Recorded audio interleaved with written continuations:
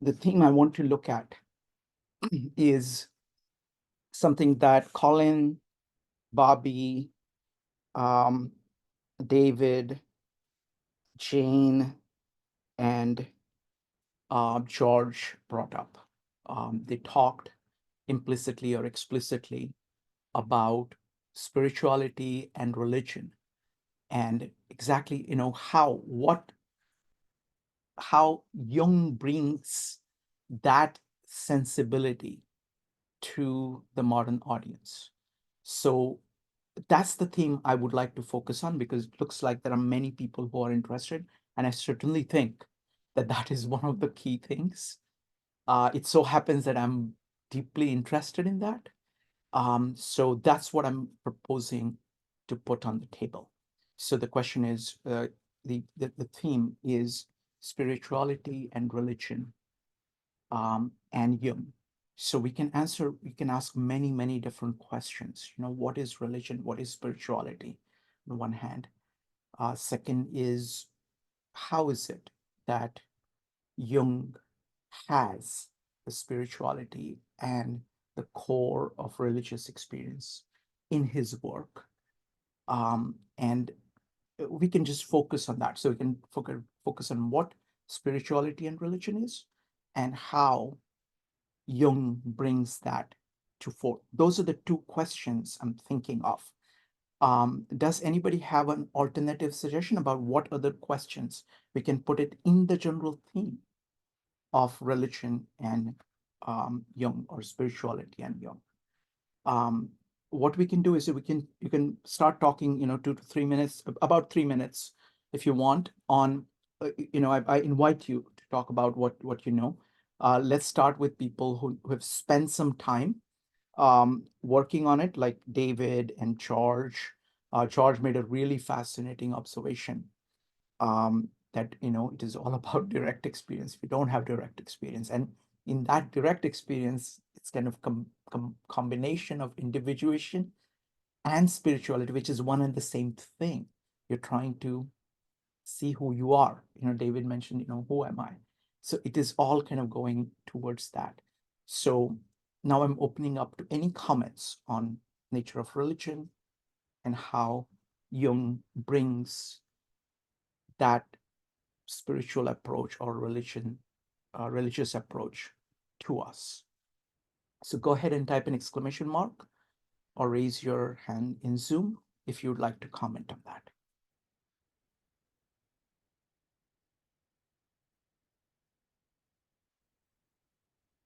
David, would you like to get us started? So I've been studying Jung for about 30 years, and it's only recently where I'm starting to wrap my head around what it was all about, because there's so much. And I think it's a great theme you pick up on. He was a very spiritual person his whole life. He really believed in the reality of spirit. I think that's really important to know about him, because when he was studying under Freud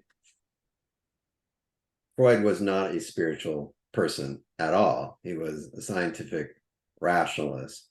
And at that time, post-Darwin, a lot of the religions were crumbling in their power. And there was this Enlightenment movement to materialism and scientific thought. So the spirit was really being pushed as, something fringe or unscientific. And I don't think Jung ever bought into that. So he's an advocate for the spirit. And so his calling was finding symbols, images to teach us that the spirit was a reality. And one of the most powerful encounters he had was in his Red Book, which I dreaded reading for a long time. I just looked at that thing going, I am not going on that journey. Like, I've gone on some really tough journeys with you. And it took me a long time to really get to the part where he's encountering the spirit and the soul as autonomous energies. And so he's communicating and showing us that the spirit not only exists, but is autonomous, is independent of our ego. Incredibly powerful to me. And I just had to reconfigure my existence of, I believe him, there's an independent spirit and soul inside me. So what does that mean? I'll just leave it there. But I just want to emphasize that he was all about connecting with the spirit. Wonderful. Let me share something. My first encounter with Jung was thanks to my friend George here. Um, he'd been running meetups on Jung, and I've been wanting to attend those meetups for a long time. But he had a very strict requirement that you have to read the reading. And typically his readings for a meetup was like 300, 400 pages. And I had my own reading program. There was no way I could read, fit in 300 pages in that. But one time I noticed that he was doing a book that was very short, and that was the Seven Sermons to the Dead. And that was the first full work. Of course, this is part of the Red Book. My absolute favorite part, and it still remains my favorite writing by Jung, because there he dramatizes his whole approach to the spirit better than anywhere else that I've seen. And it's done in a, as art, as literature, which allows him to express things in a far more fluid manner than a prose text. And so, firstly, I wanted to say thanks to my friend George for introducing Jung to me through that. And I am particularly, if you want to look at Jung and spirit, I think that's a great place. I think it's the best place to start, because in a very short, you can listen to it on YouTube in about 40 minutes or less, the whole thing. You can read it in a couple of hours. It's just profound, profound work. So with that, I'm going to first go to George. George, what do you think about Seven Sermons to the Dead, or anything that you want to bring up on spirituality and Jung? I love what you said. That was wonderful. Yeah, I remember the first time you came to the Christine Mann Library. That was pretty cool. Hello, everyone. I guess I want to start by saying I like to call myself a young activist. I just want to introduce people to his ideas, because I find his ideas not only insightful, but I find them to be very practical as well. And I know it contradicts what academia asserts, you know. Um, uh, but I don't care what academia asserts. I've had direct experiences myself. You know, I like what Syncrat said. I mean, Jung as a professional started way before he met Freud. He just had a 6-7 year relationship with the man. But as what David said is true. He established himself already. And it's through Sabrina Spielrein that he begins to have a correspondence with Freud, and he meets him. But once they split up because of his publication of what becomes in America known as Symbols of Transformation. I forgot the name of the first essay. And it's translated in England, and then it comes to America. But he begins to challenge, and he begins to introduce this idea of the collective unconscious. By the way, before I forget, I do want to, because I'm becoming very forgetful the older I get, and I should write down notes much more often than I do. But the idea of the objective psyche is important for Jung. That's the self, and I encourage anyone who's genuinely attracted to Jung because there is some sort of a spirituality. There's a spiritual calling.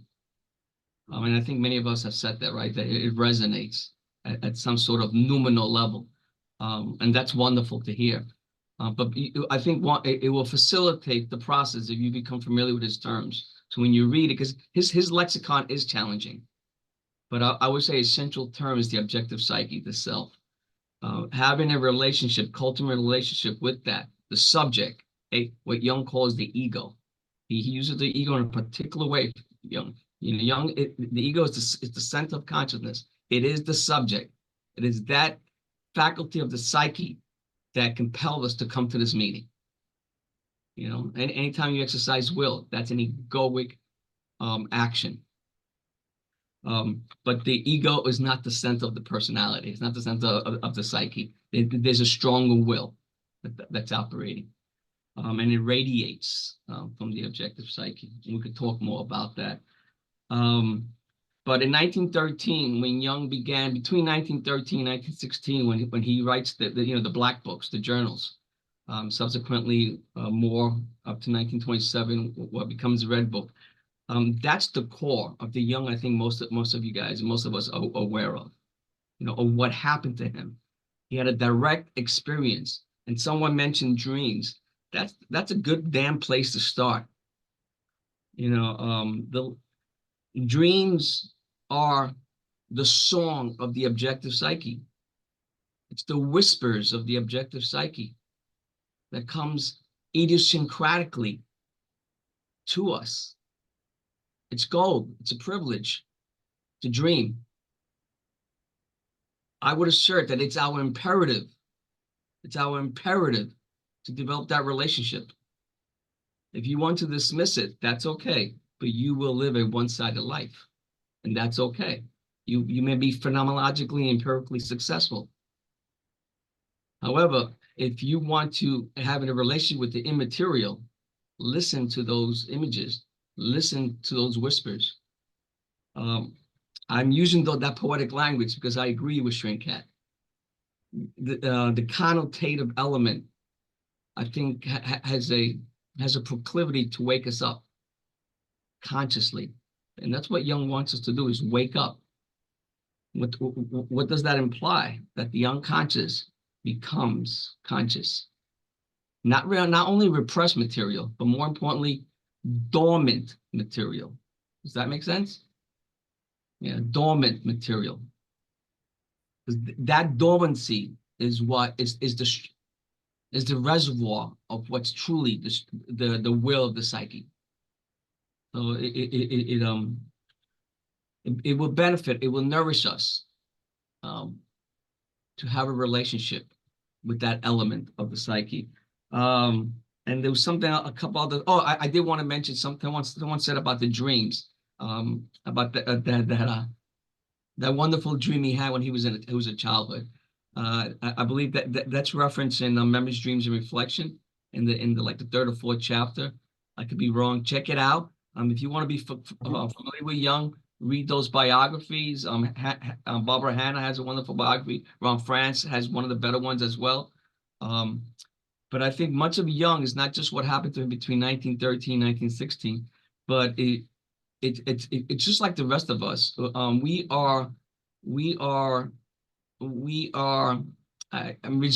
Effects may not be the right word, but I'll use that. We are the results of our ancestors. And you could start by checking out your parents. Jung was a product of both of his parents, of both of that culture. He was a product of the experiences he had as a child.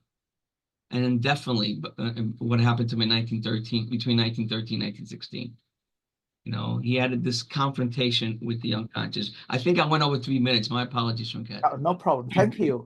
Thank you. I just want to follow up on one point, and then we'll go to KB, and would love to hear anybody's thoughts about what is religion and how is it that Jung is spiritual and religion. Where do you see religion in him, or how do you access religion through Jung?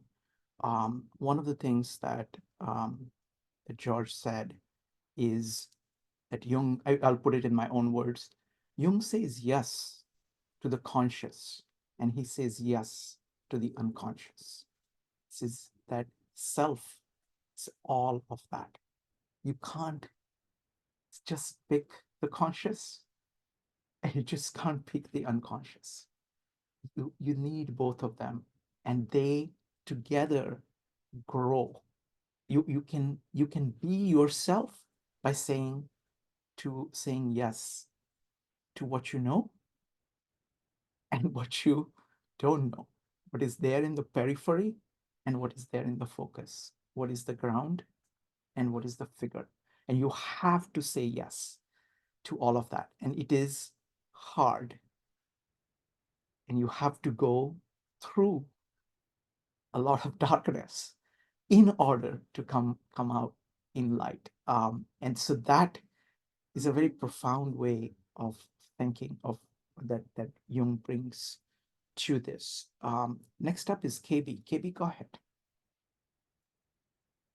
Yeah, so kind of to yeah, piggyback on what similar thing that you guys were talking about. The way that I see it, like when I read different things that Jung has when he's spoken about religion or things like that, like you'll notice like he never says like, oh, this one's wrong, or like this, like he never says there's wrong, because there's not necessarily a wrong or right in terms of like your spiritual path.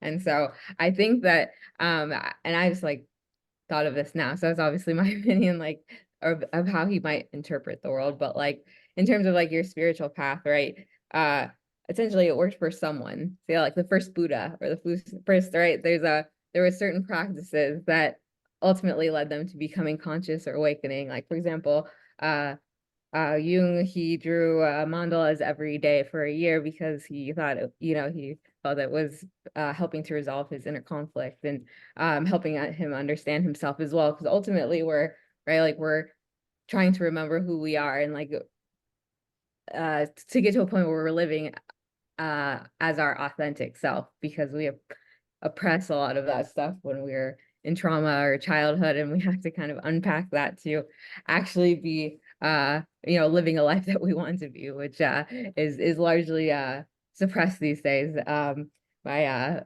so many different factors. But by doing that, like that's how I think, like Jung obviously is not a religion, right? But like he did things religiously that got him to understand his own consciousness and his own self. And I think that it's interesting too, because if if I go take on this practice and I draw mandalas every day as well, right? Like my experience of drawing mandalas are not going to look like Jung's, like, and yours wouldn't look like you, like, right? The way that he explains it is in a way that like it is individual to yourself. It's not like a one size fits all spiritual practice, because it's still going to be adapted to where your consciousness is at. And so that's how I'm kind of thinking about it in terms of like spirituality and religion, is that it's like doing things religiously to understand your own spiritual nature, but not like a religion in the mainstream sense, if that makes sense. Exactly. That's exactly what George was saying as well. So that this individuation and spirituality is one and the same thing. So beautifully put.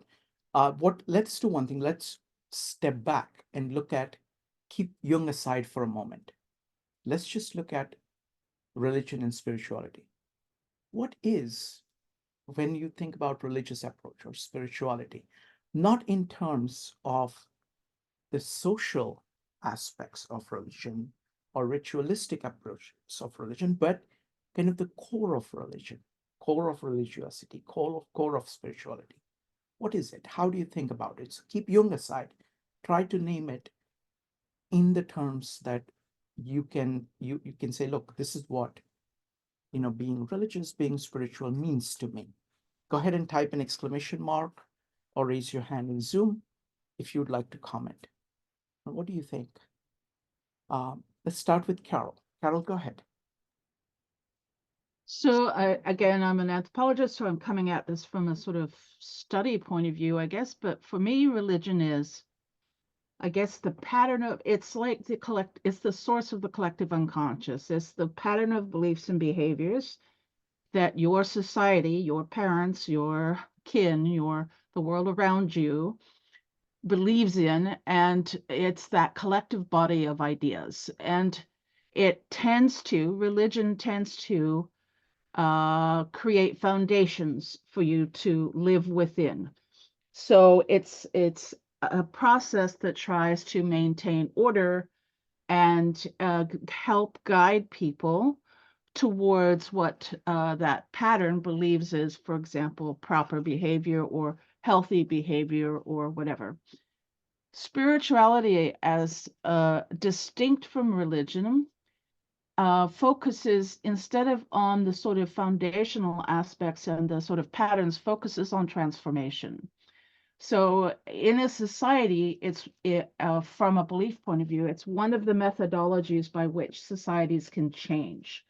So it has often very syncretic. It has elements from religions that you've only just heard about, or poorly understood, but you feel some kinship to. And so it allows for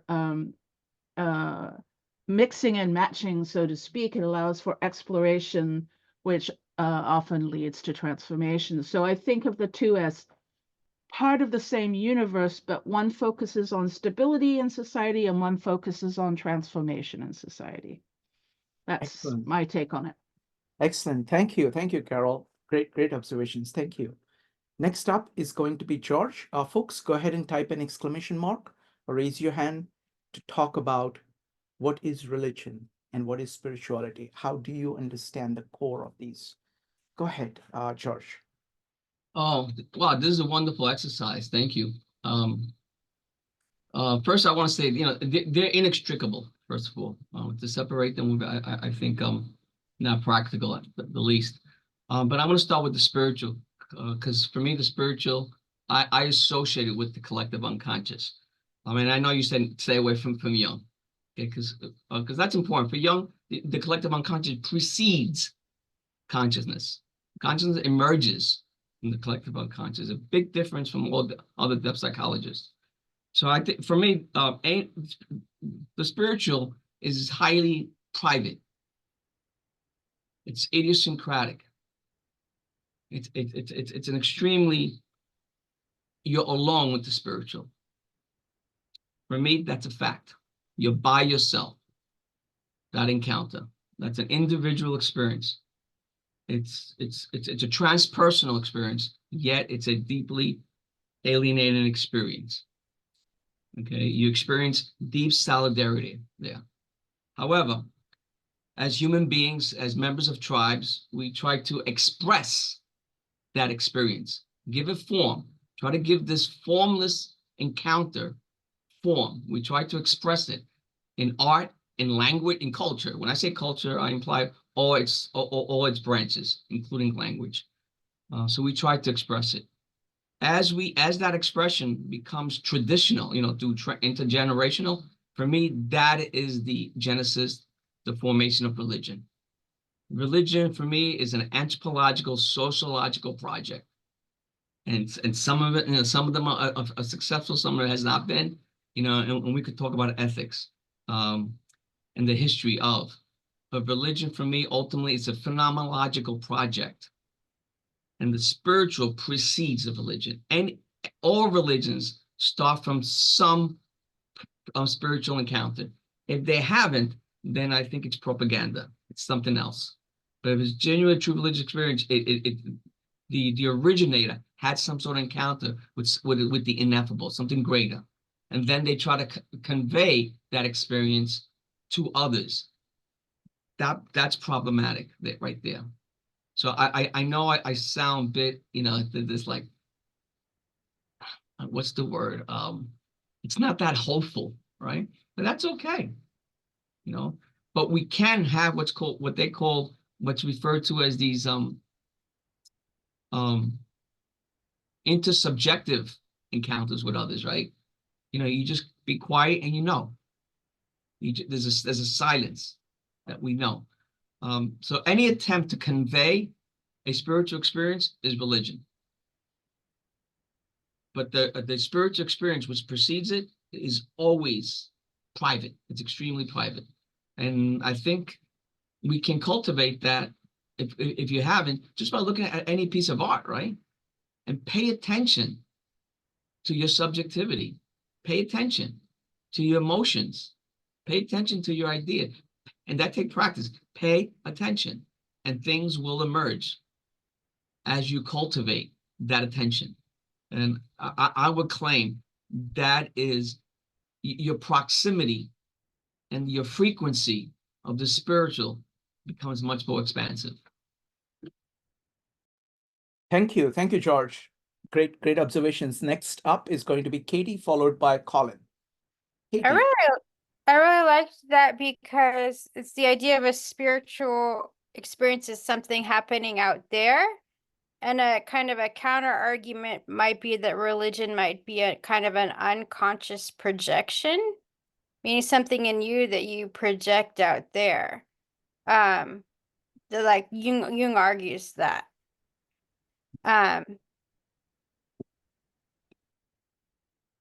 Thank you. Thank you, Katie. Next up is going to be Colin, followed by Emily. Colin.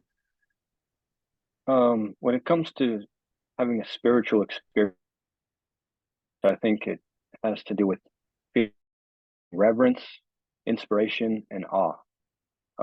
Whether that's something transpersonal, something like nature, or something ineffable.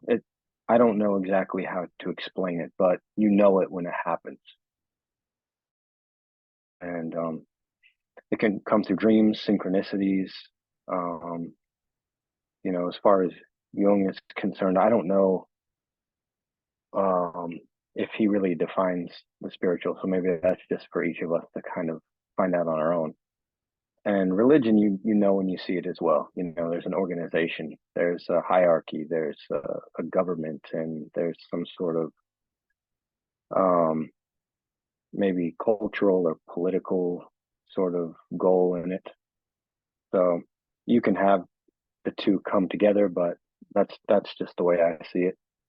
So thanks. Wonderful. Thank you. Thank you, Colin. I liked the starting of it, that it's about reverence. You know, it's like you're kind of approaching, you kind of feel it's your reaction to the infinite. You know, you're saying yes to something, you're seeing something which is more than what you can imagine, you can barely get at. So I think the reverence is a great way of thinking about it. Next up is going to be Emily, David, and Bob. Emily. Oh, Aiden wants to talk too. Okay, so let's go with Emily, Aiden, and then David. Emily. Spirituality to me is believing in like a higher being than yourself to find meaning in your life. And I feel like religion is stricter and you believe in a specific God or being in its practices.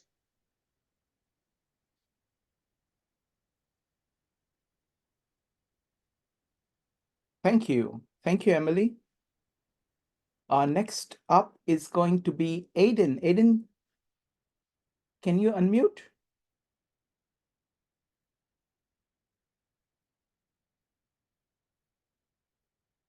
Okay, I think Aiden is having trouble unmuting. Let's go with David. David, go ahead. It's that solar flare, Aiden. It's not your fault. So I took a dramatic step to define what spirit means to me. So I'll just throw it out there. Our bodies consist of about 30 trillion cells. So there is a intelligence, an intelligent energy within me managing all that. My respiration, if I'm cut, it can't wait for my ego to figure out how to heal the cut. There's billions, perhaps trillions of years of evolutionary knowledge within me that heals the cut beyond my wildest imagination. So to me, that intelligent energy is my spirit. There's a spirit. My body is the bottle. There's a spirit in the bottle. And so the religious part is, how do I connect with that spirit. And what's fascinating is my spirit wants to connect with me. It wants to guide me. And it does that through visions and dreams every day, every night. It's very chatty. But if we're not educated about that, we ignore it or say, oh, I had a weird dream. We don't understand that that is a communication from spirit. And so it's my job in a religious practice way of understanding what that message means from my own spirit. So that is given me a concrete definition of spirit and how to religiously connect with it. And love to hear people's feedback on that. So David, that was brilliant. And what I'm going to do is that once we have this range, this list, basically Aiden and Bob, folks, I'm going to ask you the question of what is spirit, because that is the kind of the heart of the issue, and then we can go from there. There is a Aiden, go ahead. Oh my goodness, did I figure it out? Yes. Hey, hello everybody. I'm sad to not be on video, but this will have to do for today. I'm in the mountains away from my home, and the internet just like shut off on me. So here we are. Yeah, great questions. Great. It's really fun to hear everyone's entry point into Jung, and I love this theme, Shrikant. Actually, it's kind of perfect to go after what David just said. It's a different direction, but it dovetails on what David was saying. My perspective is that there's Jung was very much about this problem of the opposites, a lot about like antinomies that stand against each other. And he has a lot of examples of that. But I would say one of them is this spirit instinct dichotomy, or archetype matter dichotomy, which is to say that as we go back in time, like this is not going to be a long riff, but it's going to be a little riff. Like as you go back in time, as a species, like the human species, and as an individual, as you go back in time into, from adulthood backwards to adolescence, childhood, infancy, it's a process of going backwards where there's less and less differentiation between your inner and outer life. And there's less and less differentiation between the fantasy and reality. And in some ways, I think that's what Jung was talking about in his discussion of spirit and religion and spirituality is I'm going to try to say this very simply, but it's like the meaning form corollary. The archetypes are the meaning form corollary of the instincts.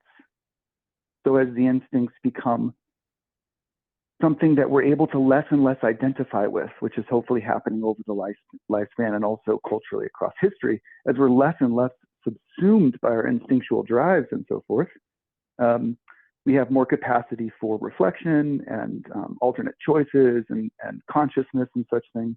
And so I think Jung's point of view is not just that culture is born out of that distance between us and instincts, but also that part of that pull is towards meaning, towards spirit, towards the archetypal domain that stands in contrast to the instinctual domain.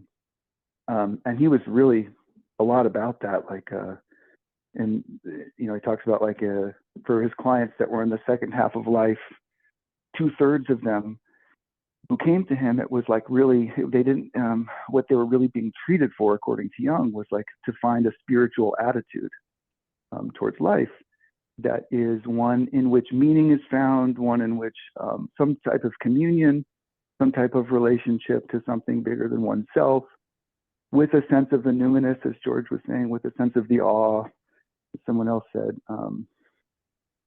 But I guess the last thing I'll say is, the trick is that might have, as we have, again, going back in history, right? Like when religion was more functional, so to speak, when it operated as a living symbol, which is what Jung would say, often, when it functioned as a living symbol, our instincts and our religious side were kind of closer together and they sort of worked in tandem. But we have a real problem now in a sort of post-enlightenment world where science is so rampant and the materialism that someone was speaking about. You sort of say we've gotten so involved with the matter sides of things, right? The instinctual, the matter side of things. And we've kind of split from the spiritual archetypal. So those living symbols, as I understand it, as Jung seems to talk about it, they don't work as well at the communal level as they used to. We used to would have just been in a community that inculcated us with some religion and it would have worked. But as the heavens are now sort of replaced with materialistic, scientism, we say, well, we don't have those containers anymore, those living symbols. And I do think, as people have shared in this group, Jungian psychology is one of the answers to that. If we can find the soil from which all mythology has been born out of, which is also in us, and that soil is the archetypal psyche, the objective psyche, that produces the archetypal side of things as the meaning form corollary to the instinctual and the driven. That's my take on that. It's a great subject. Thank you, Edin, and great that you could manage to, phone in. Great. Next up is going to be Bob, followed by Jane. Bob. I think that people's description of the religious spirit has been well stated. Let me see if I can summarize how this might come about. All of us have had a lot of experience, and we could say, and this experience is unconscious because there's so much of it. There is an individual experience that we all have as individuals, but we also recognize that there are a lot of our experience is in common with others. It is shared, and perhaps you have to tell me if that is what might be called the collective unconscious, because we just to repeat, we recognize that there's a lot of our experience that we share. Now this shared experience is so not only vast, but it's mysterious, and we seek and because it is us, we seek to understand it. So we try to come up with explanations, or we don't know for sure, or possible explanations. And so hence the formation of religious attitudes. And so I would call this, there's a formation of a certain spirit about this. And that's how I would claim religious spirit comes about. Thank you. Thank you, Bob. Next up is going to be Jane. Jane, go ahead. Yeah, I've got a question for people. Do you have to believe in a personal spirit or soul in order to be spiritual? Because I don't believe in a spirit or soul. So maybe I'm lost to to spirituality. That's my question. Thank you. So what I want to do now is we'll take up this question, but maybe a little bit later. I want to go back to looks like the concept right in the center of everything that we've been discussing is spirit. What is spirit? What do you understand by spirit? How do you talk about it? Anything that you have to say about spirit. So let's just focus on that. Let's start with David. David, go ahead. Well, Jane, I have good news and bad news for you.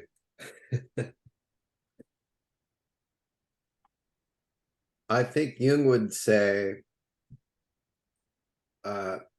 spirit exists. And whether you believe it or not, will cause a lot of problems. Over his doorway, he carved letters basically saying, and I'm just paraphrasing, whether you like it or not, spirit exists. And it's a paraphrase. And so what he was saying there is your job, your hero's journey is to try and connect with it.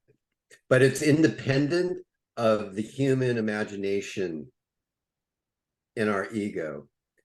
It's independent.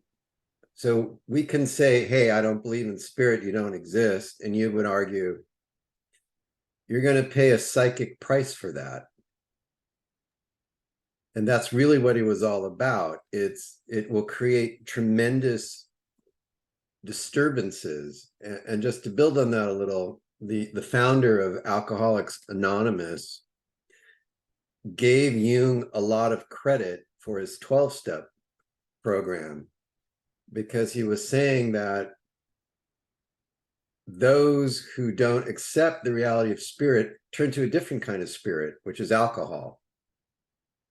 And so I'm just being honest about where Jung's coming from, of really that is the challenge of breaking through the belief or non-belief and connecting with something that he felt was very real. Thank you, David. So I'm going to try to answer the question based on, as best as I can, based on whatever we've been studying of the Tao, Bhagavad Gita, and the Gospel of John. So the question is, what is spirit? Now, these are three very different religions from very different people, in China, India, and the West. So what is it that is common to them? So when you think about the Tao, and when you try to use the word spirit in that context, you're trying to get at a principle that runs through everything.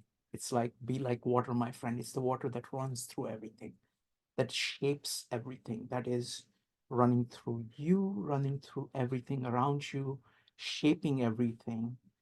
And you're trying to get at that. It is a pattern. It is your awareness in line, focused on that. Relentlessly, you're trying to act in accordance with the Tao. So it is the common running principle that runs through everything. If you look at Bhagavad Gita, talk about you being a drop in the ocean of life. So it's like the whole spirit, the Brahma, is like the ocean.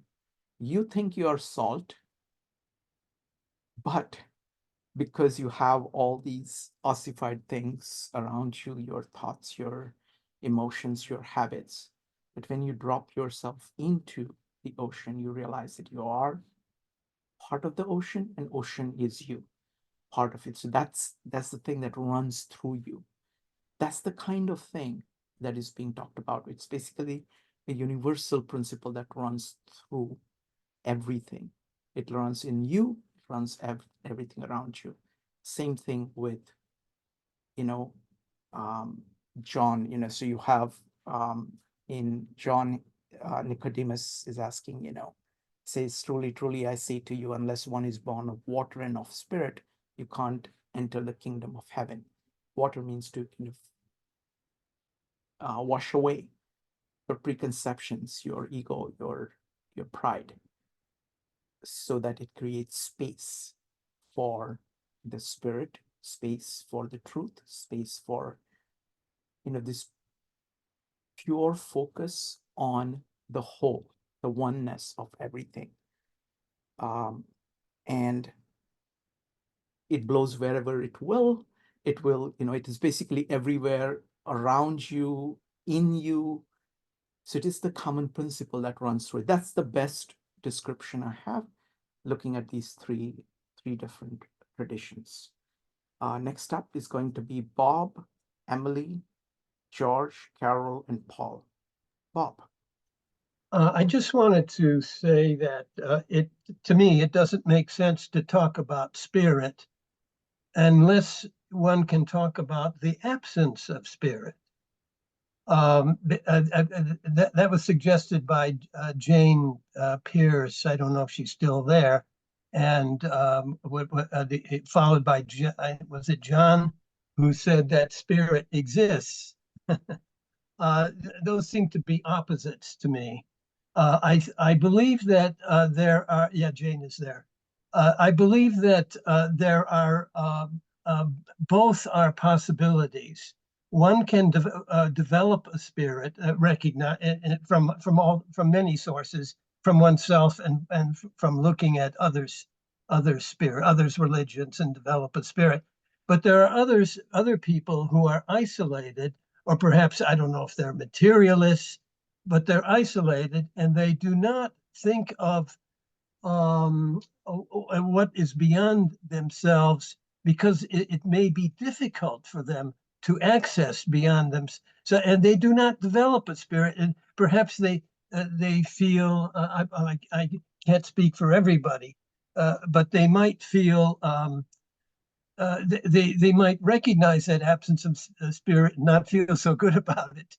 I'm not, I can't take up all the possibilities, but I just want to say that there are people of spirit and there are people who have difficulty with it. Thank you. Thank you, Bob. Next up is going to be Emily, followed by George, Carol, and Paul. Emily. I feel like a big part of spirit is believing that things happen for a reason. I believe that our life is planned out already, and we just don't know what that is yet. And I think spirit is whatever made that life plan. Thank you, Emily. Next up is going to be George. George, go ahead. I love that idea, Emily. That with regards to spirit, there's this element of purpose. You know, and Jung talks about that a lot. I'll start with a story, and you guys are probably familiar with it. What's that little parable about 8, 9 blind men trying to describe an elephant? You guys know that story, right? They put their hands, you know, one puts it on their feet, one puts it on the butt, one puts it on the trunk. And let's remember, the elephant is not static. The elephant is excreting, eating, you know. So, you know, they have their challenges. So there's an existential element to spirit. So I just want to keep that in mind. And I like the word that Shrinkat uses, because I think some of us, many of the terms we're using has an implicit implication, I'm being redundant, that it's conclusive.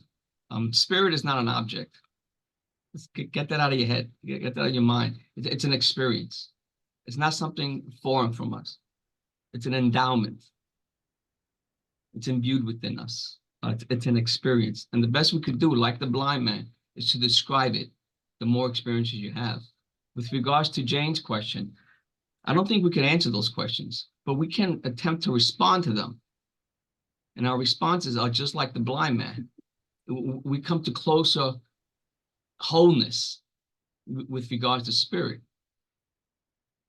So as we come to these forums, they're wonderful. They help each of us augment what we previously believe, to use that word. Because Jung doesn't use the word believe. He says he knows. He has direct experience. I know there is spirit. He says there, I know there is God. I know. So that has implications. Questions are wonderful. But again, someone said, you know, we're living in an age that we tend to be conclusively driven, particularly because of the enlightenment and everything that branches from that. I think it's the response to the question, am I spiritual? Is there spirit? I think that is a good start, isn't it? And then our mythos, our imperative, our narrative is to continue responding to those questions. What is spirit? Do I have spirit? Do I need to believe in spirit? These questions they're crucial, they're invaluable. But we need to stay away from the conclusive attitude, because ultimately, the encounter, the experience of the spirit, I would claim, Jung asserts, it's subjective, it's individual. And yes, that experience can be projected, as someone said early on, if it remains unconscious, though. But if you become aware of it, then you can express it with will. What we call art, what we call culture. Jung calls it sublimation, Freud calls it sublimation. So I would claim spirit, it's not something that exists out there. It's eminent, it's experiential. And I think the best we can do is be descriptive, have a descriptive approach. There's no cause and effect here. There's nothing experimental when coming to spirit. It's a direct, we can only describe it, and the more we describe it, it will act like a trickster, and it will change our mind once we think we have a firm grip on it. Thank you. Thank you, George. Next up is going to be Carol, followed by Paul and David. Carol. Yeah, so I agree with George in the sense that it is what I have come to think of as the spirit through many, many encounters that in the Christian world is called touching the face of God. So is that it is experiential. It is not an object. But I'm also a scientist. And so I'm trying to understand what I know to work in a way that accords with what we know about the human body and evolution.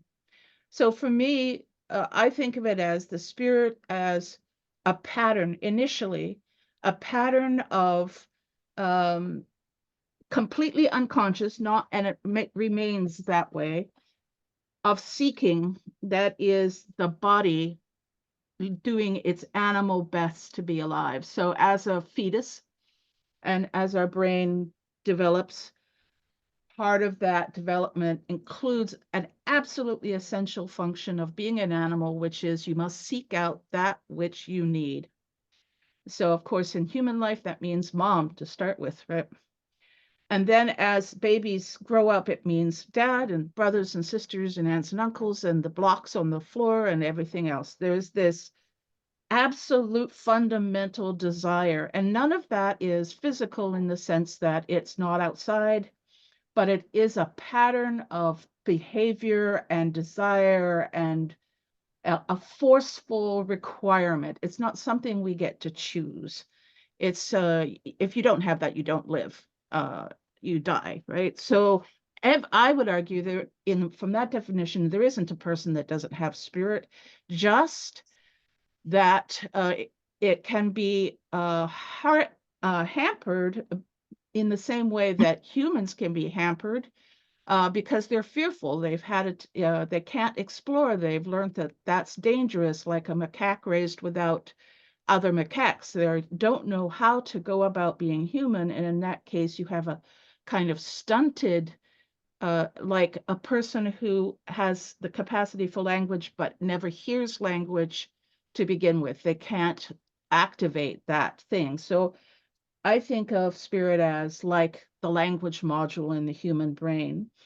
And that forced impulse is the thing that we experience as the virtual. We experience it as a being because that's what we are. So it becomes a archetype because we are beings, our mothers are beings, our fathers are beings, our cousins are beings. And so of course, this seeking thing must be a being. So that's how I experience it, is something that all humans have or they're dead. So yeah, that's where I am with it. Wonderful. Thank you. Thank you very much, Carol. And we're talking about something which is infinite. So I think each of us, as George pointed out, will have our own way of grappling with it, and it is going to be multiple. The beauty of it is that we are limited creatures and we're going to get only some things of it and only some things of it right. And the beautiful thing I really like about these conversations, and it's the primary reason I have these conversations, and is that, closely hearing what other people are saying is a way to kind of open some doors for us to understand things a little better. So, so thank you very much. Next up is going to be Paul, followed by Donna, and then David. Paul. Yeah, thanks. I love how Jane's question kind of focused us. And she said the same kind of thing earlier of like, what is spirituality? Well, what is spirit? But then if you say, I don't believe I have a spirit soul, you then have to define what it is you think you don't have. So I want to relate that question to the question, who am I? Because they're completely tied together for me. So if you are going to define what you don't have, then as I think George said, it leads to, and that's why I see spiritual seekers, I think all the time, who are saying there's no such thing as soul. I mean, it's like the rabbi, somebody says to the rabbi, the Kabbalist I read, does God exist? He goes, of course not. That God that you're thinking of when you say that, of course that doesn't exist. That's this tiny little concept. There's something else that may exist, but that doesn't. So I'm just saying, if you're going to say the absence of spirit, then what is the presence of? Who am I? I think that question leads to this valuing of the subjective experience.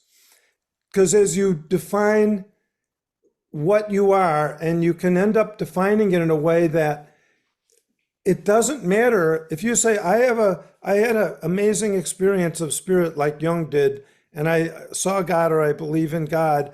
And then the scientist says, well, your corpus callosum interacted with your thalamus and your right hemisphere talked to your frontal cortex. And that's what happened. You didn't have an experience of God. That's the same way as saying, I don't have an experience of joy because a scientist told me about some signals going on in my mind in joy. It doesn't negate the subjective truth. So that's the point I wanted to make about what is spirit, the subjective nature of it, the result of a search of who am I, and those who say they don't believe in it are deeply on a spiritual quest as much as those who say they do. Thanks. Excellent. Paul, I'll just make one point here. So the question is, I'm going to use again Tao Te Ching, Bhagavad Gita, and the Bible to answer. I'm going to pose a question and then try to answer it using that. Is spirit something that is inside you, or is it something that is outside? Is it an inner phenomena, or is it an outer phenomena? And actually, all these three will say both. It is, so Tao is everywhere, and a sage has Tao operating in him. The core principle of Indian philosophy is Tattvam Asi, that you are that. So it's the ocean, and you are part of the ocean. You're a drop of the ocean, and drop of the ocean in the sense that you are ocean, and the ocean is you, but at the same time, you are you. It is the same thing with Christianity. Man is created in the image of God. So you have in our spirit the ability to have the logos, ability to have the Holy Spirit in our heart. Holy simply means whole. That means you're saying yes to all of existence. Basically you're loving all of existence. And so that is within you, and it is of the world at the same time. So it is both, outer and inner. So all these three traditions, it is like outside and inside, objective and subjective at the same time. Next up is going to be Donna, followed by David. Donna. Okay, so it just has proposed a question to me. I'll put out that I wonder if spirit is the language that humans have put in various languages through various periods of time to what is not tangible, especially physically, but does affect us. Oh yeah, that's beautiful. Beautifully put. Um, I'll just say one thing about it, and then we'll go to David. Um, this kind of spirit and matter, and most people kind of think of it, especially the modern world thinks of it as two different things. Is it material or is it spiritual? That's not how all these three traditions look at it. And the best formulation of that particular non-duality that I've seen is one of my favorite thinkers, Louis Sullivan, who is an architect. And his principle is form follows function. The material things are forms. Function is what is creating those forms. So the spirit is the thing that is shaping things. It is your spirit that is shaping your life, your body, your, stuff that you're doing.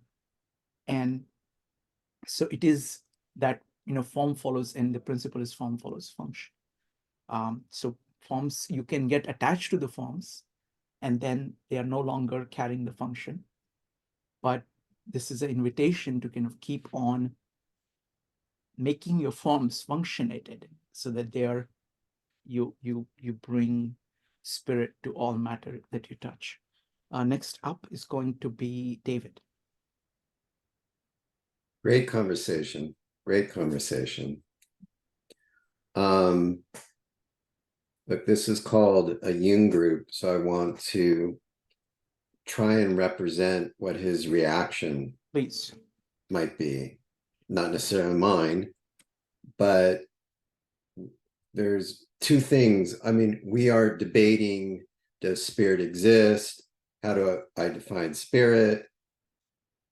That's not what Jung was really about. Jung was studying under Freud, who, the father of psychoanalysis, worldwide reputation. And he sort of probably was sitting there going, I've had enough of your non-belief in spirit. There is a spirit, okay? And so he would look at this conversation going, it's like, who's Freud, who's not? Like, I'm done with it. Because when he had his encounter with the unconscious, when he had that breakdown, and what he put in the red book, I'm going to read you a quote, which is just religious to me. He showed Elijah and Salome, who sort of represented animus, anima, spirit, and soul. And they said to him, he didn't say it to them, they said to him, we are certainly what you call real. Here we are, and you have to accept us. The choice is yours. And so what I'm representing is he won't have a lot of patience if spirit exists or not. He's here to help you communicate and relate to spirit. And that's a lifetime endeavor. So I just wanted to advocate how we would respond to this conversation. Absolutely. And David, thank you for bringing us back, because I wanted to do an arc where people go to religion and spirit and then come back to Jung. And so we are now going directly into that, saying, okay, how does Jung approach spirit? It looks like Aiden has unmuted. Aiden's ability, he cannot chat, he cannot raise his hand. So he can just unmute. Go ahead. I'm here if that works. Okay. While we're on the spirit and Jung intersection, I got excited. I didn't know how I was going to raise my hand, so I lost my train of thought trying to unmute myself from my phone. I think in some ways, this whole spirit, to me, it relates to the mind-body. I'm trying to be very concise, but it relates to the mind-body in the sense that somebody else shared, that the spirit is what's real and it affects us, but it's immaterial, right? So in some ways, the spiritual has this sort of immaterial existence, which is contrasted with, physical material. physical reality, which has its own existence, obviously. And in some ways, like when we talk about spirit as this sort of the side of the immaterial, that's where I hear like mind. That's where I hear with like archetype. And when I think of spirit too, like just like light, for example, like the what is it called? The dual particle wave duality. I'm forgetting the term for some reason, but this idea that light can be measured in a form that's in particles and in a form that's in light. And both are true, but both are seemingly mutually exclusive. My understanding is it's also true with this subject matter, like the spirit and matter, and I believe that that's very Jungian. You know, just as a wind down, like when Jung was disagreeing with Freud about the term libido, it was because Freud, you know, sort of was reducing the energy of the psyche to sexual energy. And, you know, Jung wasn't having that. He was like, that's not the only, libido is like, can't be, you know, the energy of being human can't be reduced to sexuality. In other words, all of energy that humans can experience, we would call like psychic energy, was the term that he sort of landed on, I think. But there is the energy that's material, embodied, evolutionary, biological, that you might call the instincts, that there's an energy that's provided that is a result of that towards power, towards sexuality, and so forth. Whereas there's a correlate, again, like I said before, there's a correlate that's on the spiritual side of that spectrum, so to speak, which would be a form of energy as well, but like a modified instinctual energy, so to speak, or perhaps a descending type of energy rather than ascending, which is to say, from the spiritual side or from the spiritual domain can also come a certain energy that might create something like a spiritual experience or a new sense of meaning or an insight, or, you know, Jung's experience is a great example of borderline psychosis, but it became a spiritual experience for him. So something can come from that immaterial side. And I believe the energy aspect of what can come from there is what I call spirit, as the correlate to the energy aspect of what can come from the body, which would be instinct. So that's my take on that. Wonderful. Thank you. Thank you, Aidan. All right, folks. So now we can come back to Jung and spirit. So any questions about anything that you would like to say about, when we've discussed kind of religion and spirit? Now we're looking at Jung and saying, okay, how does Jung focus on the spirit? How does he deal with it? How does he talk about it? Anything that you want to say on that? Go ahead and raise your hand in Zoom or type an exclamation mark. Or in case of Aidan, you can just unmute. You know, when you're mute, I know you don't want to talk. When you are unmuted, I know you want to talk. That's the way you can raise your hand, even with the phone. All right, folks. So any comments on Jung and spirit? Or you can ask any questions about Jung and spirit.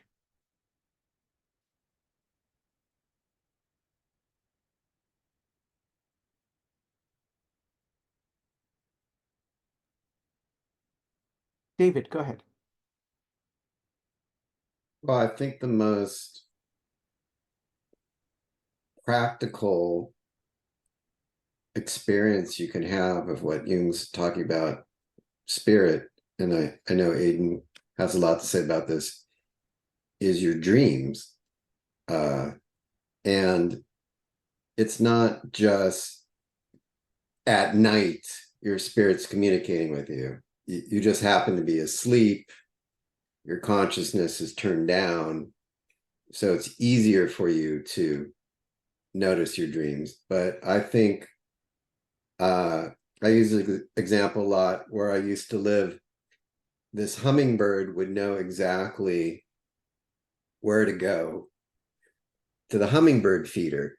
And I would ask myself, how does this little being know to fly this distance and land here? It must be guided. in some way. There must be an image projected in its little hummingbird mind of here's where the feeder is. So I would say that intelligence energy, that spirit, is communicating with the hummingbird, follow this memory, this pattern, and you'll eat. And we have visions all day long, but because we're so distracted with our own imagination and what's going on, that we sort of ignore them. You know, but occasionally people are half asleep going, well, I was daydreaming. So our spirit is constantly trying to communicate with us all the time, either through visions and dreams. So to answer your question, Shukran, you can do that right now of learning and practicing how to relate and communicate with spirit right now. Wonderful. Thank you. Thank you, David. Next up is George. George, go ahead. I'm going to try to comply with your request. I'm going to try to respond to what is spirit from what Jung actually says from his collected works. Wonderful. Okay, so I got to remember, and I got a problem with remembering. But I do want to say a couple things. There are two guys that, I mean, in my opinion, they're probably Lionel Corbett and Murray Stein. You got to check them out in terms of Jung's approach to the transcendent function regarding that's where spirituality for Jung lays. How the subject experiences the unconscious and makes it conscious. So check those two guys out. And I think I put the one particular book already in the chat, you know, the God image.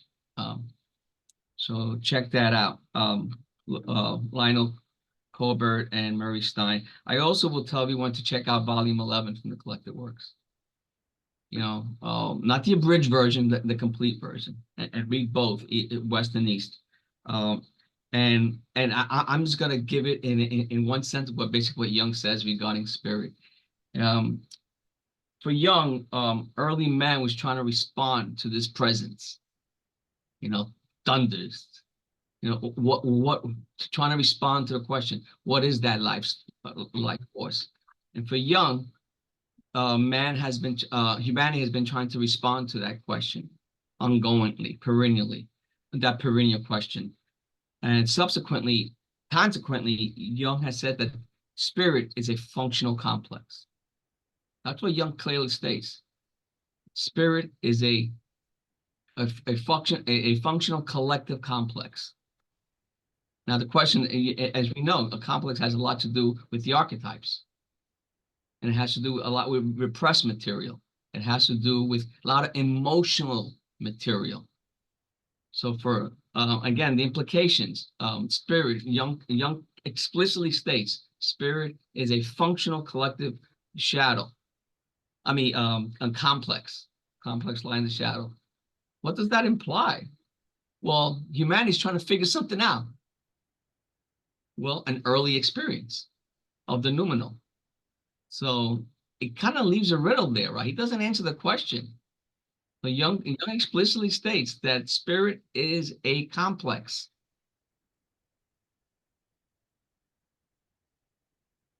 Thank you. Thank you, George. All right. So now there are a couple of, would love to hear anybody else. You've got about 15 minutes.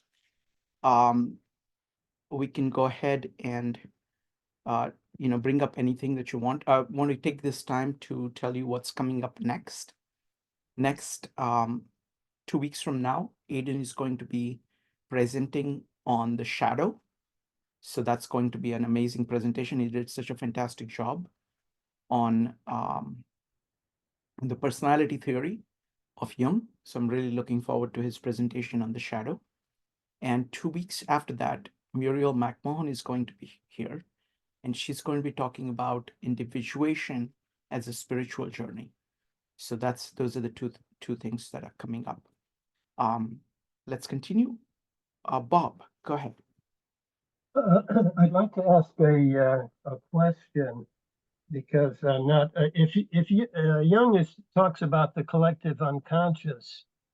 We live in the modern world, Now, Shrikant had a whole series of meetups on Julian Jaynes, who talked about the ancient world, and there was a certain spirit there. I believe it was claimed that this spirit was unconscious, and that today in modern times we have developed a consciousness. So I'm a little confused. Does Jung talk about a collective unconscious, or is there a collective conscience? Because, for example, Shrikant mentioned that there are a number of spirits that modern spirits, and there are many spirits or many religions that we have today. So I'm a little confused about the present and the ancient past. Anybody heard of Julian Jaynes? Bob, that's going to be a very, very large question. We've done, I think, about 50 meetups on Julian Jaynes. Julian Jaynes, I definitely recommend him. He's a very deep thinker, and he talks about the transition from the oral culture to the culture where people are just listening to God voices, just reacting to other people, whether kings or gods, and then that system breaking down, and then people developing the ability to project the world themselves as basically being able to simulate different things that are happening in your mind and be able to direct yourself. And he describes that entire journey. So definitely recommend, if you look at our YouTube channel on 52 Living Ideas, you can go to the Julian Jaynes. You've got some of the top scholars, really great people talking about Julian Jaynes. So that's where I would go. Let's see. Thank you. Yeah, but I'm sorry, I can't answer it fully because it will take us too far away Sure. from our topic. Aiden. Yeah, I was just gonna say, with the something that George was saying about the functional complex, like that the spirit could be defined through Jungian lens as a functional complex. I wanted to add that it almost sounds like mutually exclusive.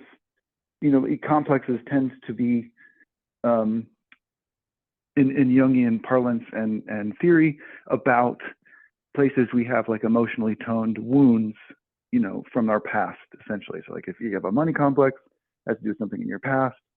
If you have a power complex, it has something to do with your past. That was the whole word association test. It's like you can see your emotional wounds.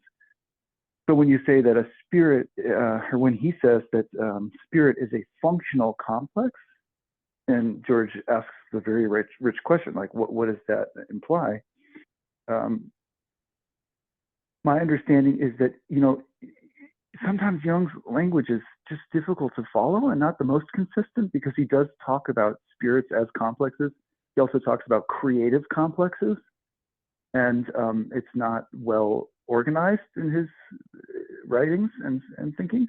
However, it seems to say that there's these sort of complexes that are functionally aiming us towards something. That's Jung's whole idea of like the final perspective or the teleological perspective. In other words, where we are is not just a result of our past. It's not just caused by things that have happened in the past, but where we are is kind of being pulled forwards by something ahead of us. Something ahead of us is pulling us forwards towards our individuation, for example, if you take it from the self perspective, towards consciousness, if you're looking at the cultural perspective. But there's this teleological energy, and you can use the word complex to implicate that as well. So in that sense, spirits have this functional place, transegoic, a functional place in the psyche, and perhaps projected onto the world and perhaps in the world. I don't know. Jung has this great quote that like the self is an introjection of the world and the world is a projection of the self. I mean, who knows what that relationship is, but that there seems to be this transegoic realm of spirit that does shape us forwards. The punchline there. So that would make a functional complex, whatever that means to you. But I wanted to riff on that. Just a second. Hold on. Hold on. I can't see what's happening, but I'm assuming something's happening.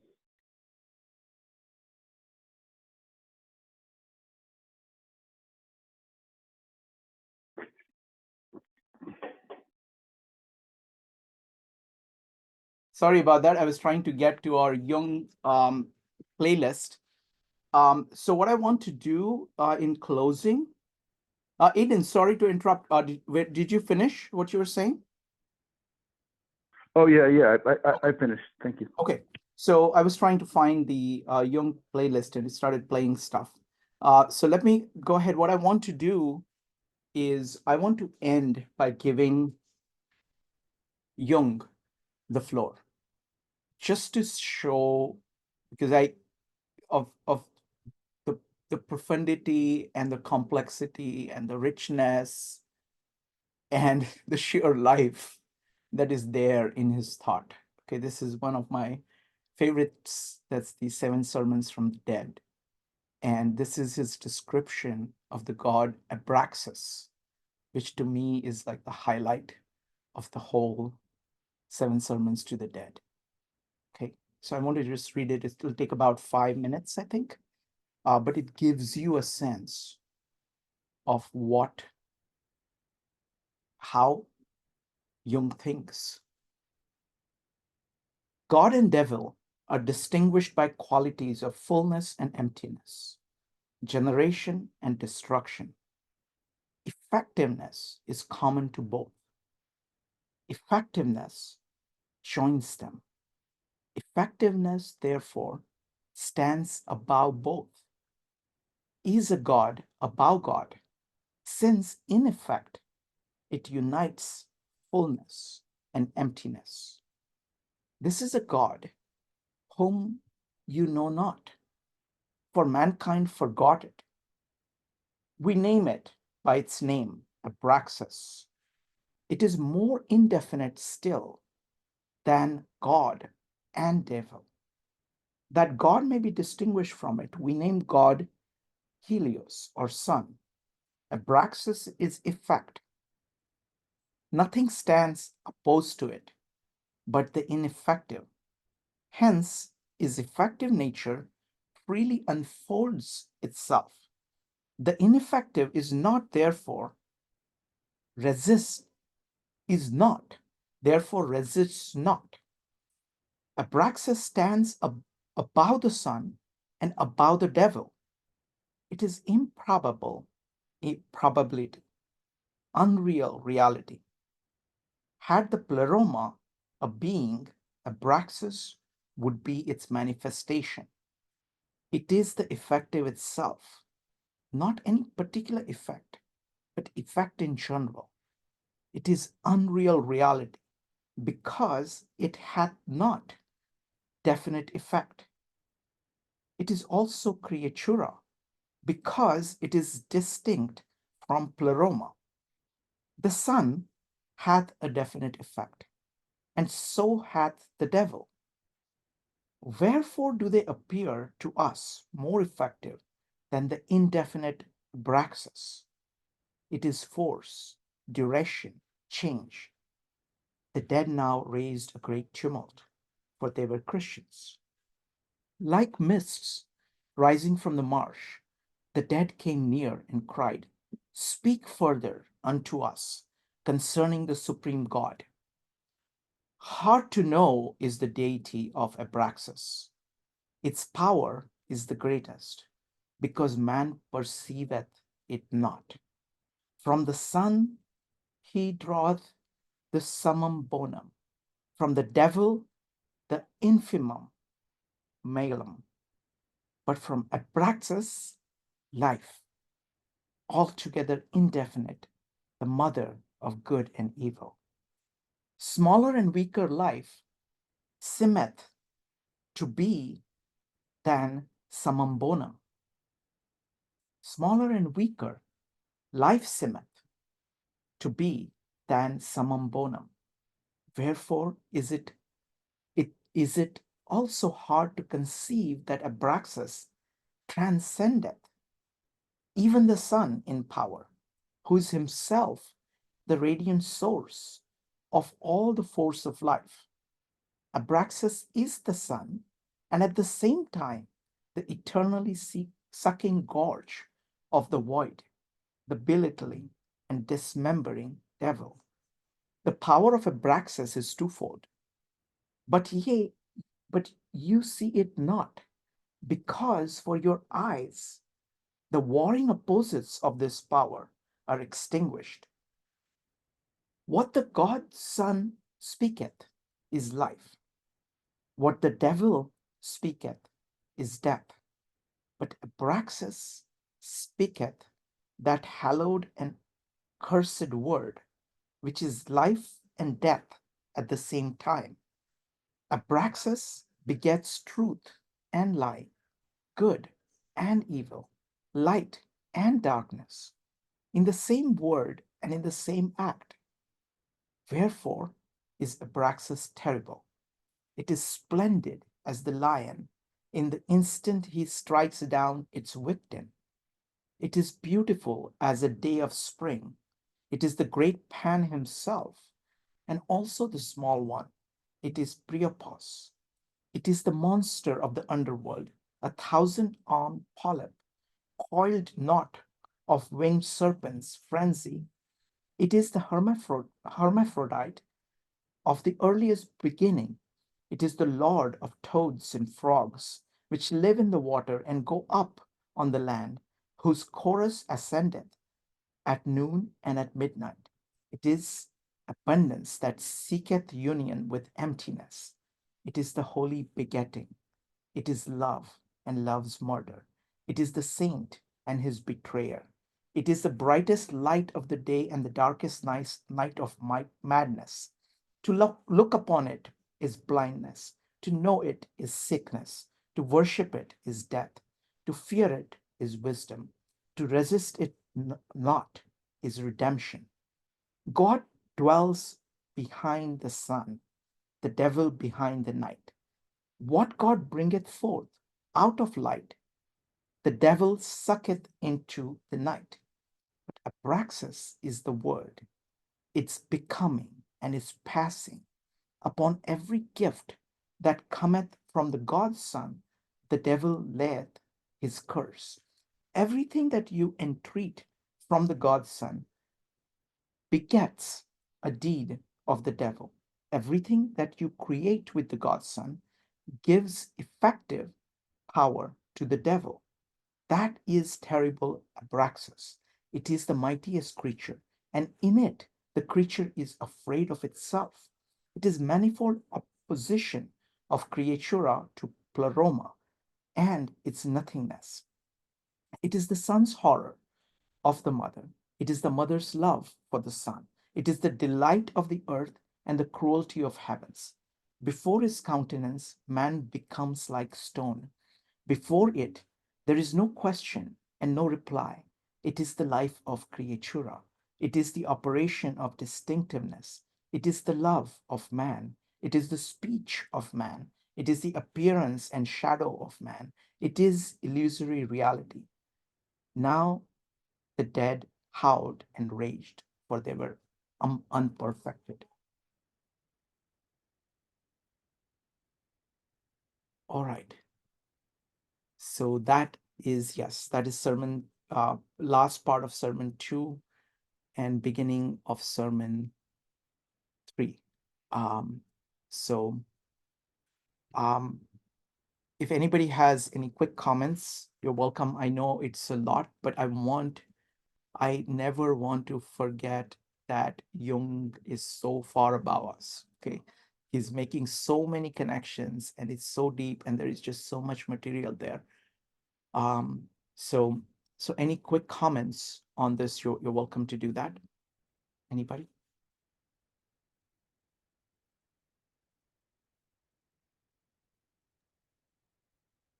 Peiji, go ahead. I just posted my comments. Haven't read any Jung books yet. I'm looking forward to. However, in responding to the concept of Jung's the unconsciousness, there is no doubt, is not the same as in the medical sense. When one is unconscious, that means either dead or in a coma. I feel this unconsciousness, Jung's unconsciousness, is very much same as the pure consciousness. A conscious mind without the intellect engagement. So the pure consciousness also means the awareness, the Tao, the Holy Spirit, and the very essence that every being is. So in correlation to the question about the spirit, we are by nature is a spiritual. And whether one can intellectualize it or not. On the other hand, to intellectualize it is to cause confusion. Wonderful, Peiji. Thank you. Thank you so much. You know, it is like the I am of you. It just is, and you may forget it. You might ignore it. You might be distracted from it, but I am. It remains. Thank you. Thank you, Peiji. Great comments. Next up is David. I just wanted to thank you for having these meetup groups. Thank everyone for their comments. And I just want to applaud you all. I mean, I believe Joseph Campbell when he says we're all on a hero's journey. And I think a key to our hero's journey is really understanding, you know, answering the question, who am I? And I think Jung really helps us answer that question. And everyone here should be applauded for your interest in the subject. You're on the right track. And it will only yield tremendous health and a sense of wholeness. So I just want to encourage everyone to stay excited about learning about Jung and his theories, and congratulate you for being on such a great hero's journey. Thank you. I absolutely second that. I think it's just wonderful to have all these folks here and engaging with this material. And we will keep on switching between conversations like this and presentations, because it's very important not just to take in things as TV. You know, I think TV has spoiled us. We think we are doing something when we are passively looking at something. It's not so. You have to engage the material. That's the only way it becomes kind of part of you and meaningful to you. So, and I think the fact that each of us does that is tremendously helpful to all others. So it's a complete like win-win way of learning. So thank you. Next up is going to be George. George, go ahead. I applaud you. That was wonderful. You read Sermon 2 and Sermon 3. And it seems like you captured everyone's attention. I was just getting excited. I just want to put the sermons in context, though. Jung was steeped into Gnosticism at this time when he wrote this, and he takes on the persona of Basilides from Alexandria. So he employs that language, you know, which is quite foreign if you're not familiar with it. And it's a broad language. It's a poetically rich language, you know. So thank you for sharing that, and I hope everyone explores that landscape, that mythopoetic landscape, with regards to this journey that everyone is alluding to. You know, we're pointing to it. And as David, I wish you the best. Mostly, I wish myself the best. I do want to respond to some of the terms that people have been using, particularly the collective unconscious term. That has particular implications in Jungian depth psychology, and also the term consciousness. I think in today's parlance, with the study of what is consciousness, You cannot interchange that term with Jung's consciousness. I think in today's study of consciousness, the best term is psyche. For Jung, psyche, what precedes is the collective unconscious. Then there emerges consciousness. So we got to be careful. I just heard the other gentleman speak, and he seems to be using this term. It's all about usage, right? Within a particular domain. I think he was using the term consciousness as if when Jung uses the term psyche. So that's something I just want to I don't know. It's something to consider. Okay, and there are other terms, but more importantly, it was amazing that you read this and you kept going, brother. It was great. But I want to place it in context. Jung at this time, when he wrote this, again, this was towards the end, probably around 1916, and he was steep into Gnosticism. Subsequently, he gets into alchemy, in the mid-20s, and he finds them to be traditionally within the same perennial line. And that's all I got. Well, thank you, George. So what I want to do is, I think, I want to end the Jung part of the meetup. But there is one thing, I really like the fact that Jane kind of came out and asked the question that she had, and I want to try to answer the question. So I'm going to stop the recording here of the Jung thing, but I would love to try to grapple with the question for a few minutes if I may. So let me go ahead and stop the recording. So thank you very much we're going to continue this.